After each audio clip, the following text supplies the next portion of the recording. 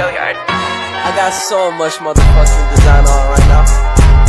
Break it down, bring it back, make it clap. I got 3 old thoughts, new block, where that thing. Bitches on my line, and you know. Baik, terima kasih atas waktu dan kesempatan telah diberikan. Baik, perkenalkan kami dari kelompok 2 kelas D akan mempresentasikan hasil diskusi dari kelompok kami. Sebelum kami mempresentasikan hasil diskusi dari kelompok kami, terlebih dahulu kami akan memperkenalkan anggota-anggota dari kelompok kami. Yang pertama adalah perkenalkan, nama saya Christopher Lupo. Perkenalkan, nama saya Agnes Paradilanisa dengan NIM 3312217. Perkenalkan, nama saya Mariano Alberto Dewa Nascimento dengan NIM akhir 191. Perkenalkan, nama saya Wilhelmina Teresia Kelen dengan NIM akhir 178. Perkenalkan, nama saya Apriliano Musetio Kebuliman Hua dengan NIM akhir 142. Perkenalkan, nama saya Felis Deladus Desipun dengan NIM akhir 157. Perkenalkan, nama saya Maria Dela Ardiana dengan NIM akhir 150. Pada presentasi kali ini akan dibagi menjadi 3 sesi. Yang pertama pemaparan materi, yang kedua sesi diskusi, dan yang ketiga adalah sesi kesimpulan. Tanpa memperpanjang kata lagi, untuk pemateri pertama saya persilahkan. Pengertian hak merek. Merek didefinisikan sebagai tanda yang dapat ditampilkan secara grafis berupa gambar, logo, nama, kata, huruf, angka, susun warna dalam bentuk 2 dimensi dan 3 dimensi. Suara, hologram, atau kombinasi dari 2 atau lebih tersebut untuk membedakan barang dan atau jasa yang diproduksi oleh orang atau badan hukum dalam kegiatan perdagangan barang dan atau jasa. Baik, untuk pemateri kedua saya persilahkan. Nah, teman-teman, hak merek. Hak merek ini merupakan bentuk perlindungan dari haki, di mana mereka memberikan hak eksklusif bagi pemilik merek terdaftar untuk menggunakan mereknya sendiri atau mengizinkan pihak lain menggunakan merek tersebut. Jadi lucu. 3.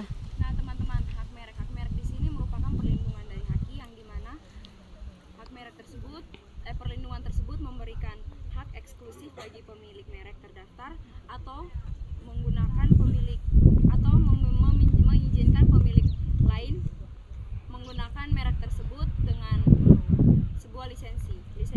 Lisensi di sini yang dimaksudkan adalah izin yang diberikan oleh pemilik merek terhadap pihak lain sesuai dengan peraturan undang-undangan dan dibuat secara tertulis. Nah, contoh kasus yang kami ambil di sini adalah perselisihan antara PT Gudang Garam dengan PT Gudang Baru, di mana kronologis ini terjadi pada tanggal 29 Mei 2013 dan mulai menghangat di 2021, di mana PT Gudang Garam melayangkan gugatan kepada PT Gudang Baru terkait hak sengketa merek. Jadi permasalahan inilah yang kami ambil sebagai pembahasan kami pada pelanggaran hak atas merek. Baik, selanjutnya untuk materi yang ketiga saya akan bawakan sendiri, yaitu kronologi mengenai sengketa hak atas merek antara PT Gudang Garam dan PT Gudang Baru. Terlebih dahulu teman-teman, pada pendaftaran merek yang pertama itu dilakukan oleh PT Gudang Garam tepatnya pada tanggal 26 Juli pada tahun 1958, di mana pada tahun tersebut PT Gudang Garam sudah mencantumkan hak merek mereka sebagai sebuah hak merek paten yang tidak boleh ditiru atau tidak boleh disalahgunakan oleh lembaga atau organisasi lain di luar PT Gudang Garam itu sendiri, teman-teman. PT Gudang Garam ini merupakan salah satu perusahaan terbesar yang ada di Indonesia, sehingga tidak menutup kemungkinan terjadi sebuah plagiat atau penyalahgunaan terhadap hak merek mereka untuk memperoleh keuntungan dari para konsumen yang telah menggunakan hak merek PT Gudang Garam tersebut.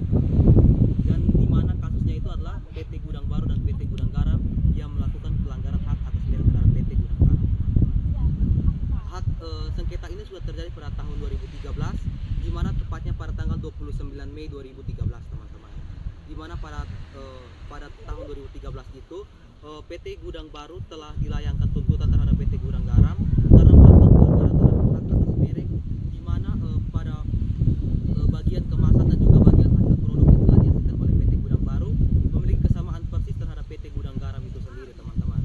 Oleh karena itu PT Gudang Garam yang secara tidak langsung mengalami plagiatan terhadap hak PT Gudang Garam atas hak pelanggaran atas merek mereka itu sendiri. Sehingga pada tanggal 29 Mei 2013 itu PT Gudang Baru menerima tuntutan sebesar 10 bulan tindak pidana yang dijatuhkan terhadap pemilik dari PT Gudang Baru itu sendiri, yaitu Haji Halikosi, dan mendapatkan denda yaitu 200 juta rupiah. Akan tetapi hal ini tidak menutup kemungkinan terhadap pemilik dari PT Gudang Baru itu sendiri, yaitu Haji Halikosi, dan mendapatkan denda yaitu 200 juta rupiah. Akan tetapi hal ini tidak menutup kemungkinan terhadap PT Gudang Baru untuk melakukan plagiat lagi terhadap PT Gudang Garam. Karena apa? Karena pada tahun 2017 kembali lagi PT Gudang Baru melakukan keplagiatan terhadap hak merek dari PT Gudang Baru, di mana pada tahun 2017 mereka bukan hanya lagi melakukan kesamaan terhadap kemasan, akan tetapi mereka membuat produk-produk yang sama persis terhadap dari PT Gudang Garam itu sendiri, teman-teman.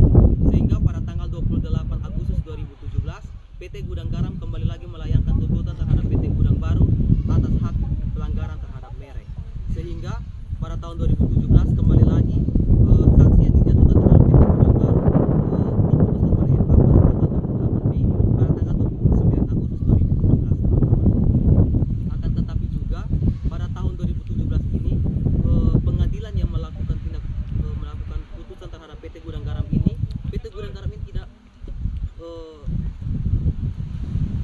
melihat lagi kesalahan terhadap PT Gudang Baru. Akan tetapi pada tahun 2021 ini PT Gudang Baru kembali lagi melakukan pelanggaran terhadap hak atas merek terhadap PT Gudang Garam.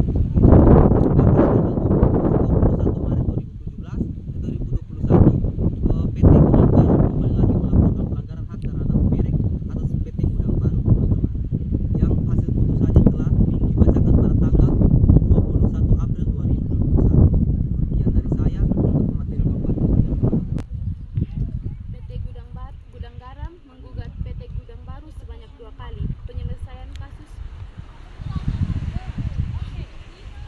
3. PT Gudang Garam menggugat PT Gudang Baru sebanyak 2 kali.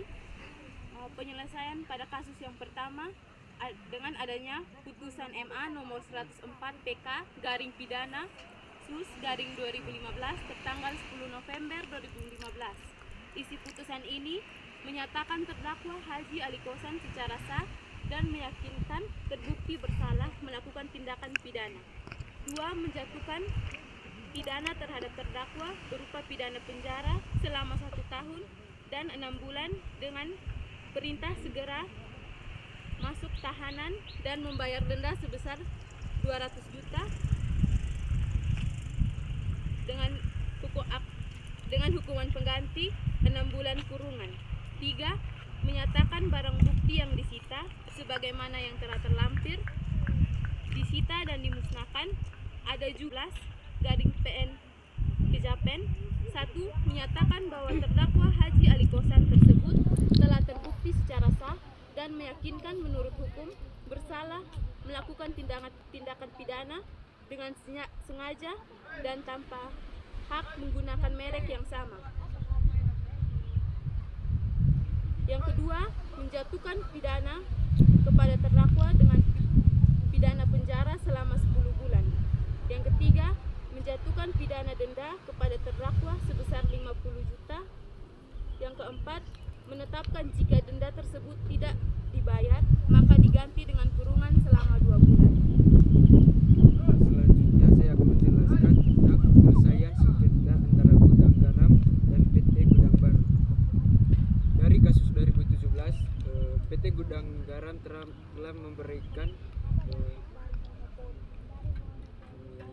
memberikan saran atau negosiasi mediasi terhadap PT Gudang Baru. Tetapi selama waktu berjalan ini PT Gudang Baru tidak menghiraukan apa yang telah dilakukan oleh PT Gudang Garam. Selanjutnya, PT Gudang Garam Tbk melayangkan gugatan perkara merek dagang di Pengadilan Negeri Surabaya. Gugatan tersebut didaftarkan pada Senin 22 Maret 2021. Perkara tersebut didaftarkan dengan nomor perkara 3 garing PDT SUS HKI garing merek garing 2021 garing PN Niaga Surabaya. PT Gudang Garam Tbk melayangkan gugatan kepada Haji Ali Kosim. Perseroan juga sudah menunjuk Melda Sihombing sebagai kuasa hukum perseroan. Perseroan menyatakan untuk mengabulkan gugatan penggugat untuk seluruhnya. Kemudian perseroan menyatakan merek gudang garam dan lukisan milik penggugat adalah merek terkenal. Selanjutnya, perseroan menyatakan merek gudang baru, lukisan, dan variannya mempunyai persamaan pada pokoknya dan atau secara keseluruhan dengan merek terkenal gudang garam, lukisan milik penggugat. Selanjutnya, perseroan memerintahkan Panitera Pengadilan Negeri Surabaya untuk segera mengirimkan salinan putusan yang telah berkekuatan hukum kepada Direktorat Merek pada Direktur Jenderal Kekayaan Intelektual Kementerian Hukum dan HAM. Adapun sidang dengan perkara tersebut telah dilakukan pada 6 April 2021. Untuk materi yang kedap Baik, yang berikut sanksi yang akan diterima. Berdasarkan hasil keputusan Mahkamah Agung, maka putusan yang akan diterima oleh PT Gudang Baru adalah yang pertama, mengabulkan gugatan penggugat untuk seluruhnya, di mana PT Gudang Baru ini harus menerima segala gugatan yang telah diberikan oleh PT Gudang Baru terhadap PT Gudang Baru. Yang kedua, menyatakan bahwa merek gudang garam milik penggugat adalah merek terkenal. Yang ketiga, menyatakan merek gudang baru dan lukisan atas nama milik tergugat yang terdaftar dalam nomor register IDM 00032226 dengan tanggal pendaftaran 21 Maret 2005 dan nomor register IDM 00042757 tanggal pendaftaran tanggal 14 Juli 2005 untuk jenis barang di kelas 34 mempunyai persamaan pada pokoknya dengan merek gudang garam milik penggugat, nomor register pada pokok nomor register IDM 003845116 IDM 000344489 IDM 000344493 dan IDM 0001407. Yang keempat, menyatakan tergugat terbukti telah mendaftarkan merek gudang baru dan lukisan dengan itikat tidak baik karena ingin membonceng ketenaran merek gudang garam milik penggugat yang sudah terkenal.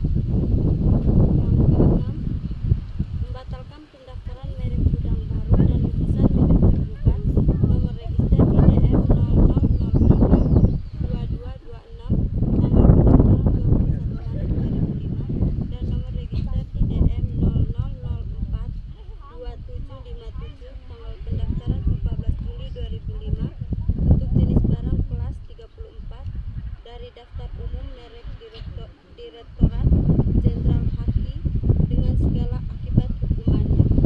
Yang berikut memerintahkan turut tergugat untuk segera mencoret pendaftaran merek gudang baru dan lukisan atas nama tergugat yang terdaftar dengan nomor register IDM 00032226 tanggal pendaftaran 21 Maret 2005 dan nomor register IDM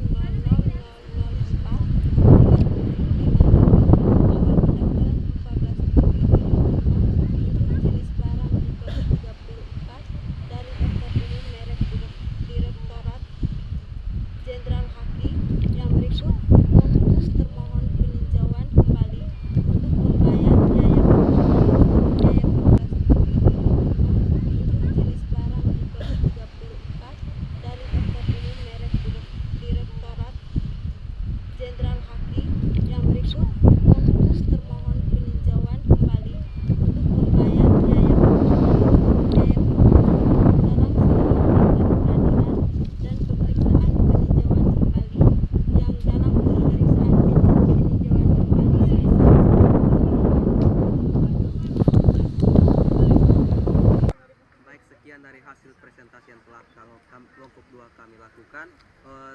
Setelah ini kami akan memberikan kesempatan terhadap teman-teman dari kelompok 3 untuk memberikan saran, kritik atau pertanyaan terhadap hasil diskusi dari kelompok kami tadi. Oke, baik, terima kasih. Saudara Esen, saya persilahkan.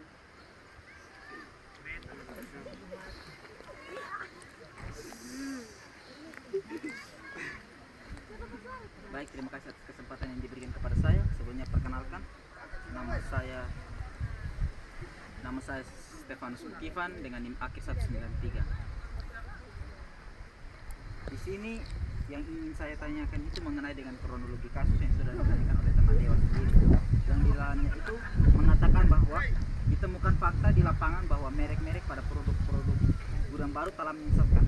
Maksudnya dari menyesatkan itu seperti apa? Apakah produk yang mereka gunakan itu tidak berguna atau kekemana? Terima kasih. Baik, terima kasih atas pertanyaan telah diberikan oleh saudara Evan. Karena pertanyaan berkaitan dengan materi yang saya bawakan, maka saya akan langsung menjawab pertanyaan dari teman Evan.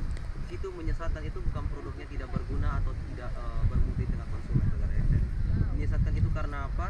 Karena secara tidak langsung PT Gudang Baru itu telah melakukan keplagiatan terhadap barang-barang yang dibuat oleh PT Gudang Garam itu sendiri. Menyesatkan karena apa?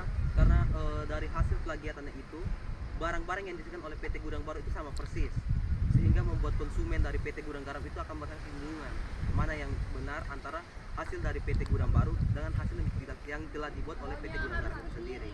Sehingga dengan hasil tersebut kesesatan yang dibuat itu akan menciptakan kronologi baru di tengah masyarakat sehingga menekan angka pembelian dan juga pendapatan yang diterima oleh PT Gudang Garam itu sendiri sebagai hak merek paten telah mereka daftarkan tadi. Apakah bisa diterima oleh saudara Evan? Terima kasih atas jawabannya. Terima kasih atas teman Evan telah memberikan pertanyaan. Karena tidak ada pertanyaan lagi dari teman-teman sekalian, kami pamit undur diri. Mohon maaf jika ada salah kata, tindakan atau perilaku yang menyinggung hati teman-teman sekalian. Jalan-jalan ke rumah kasih. Sekian dan terima kasih.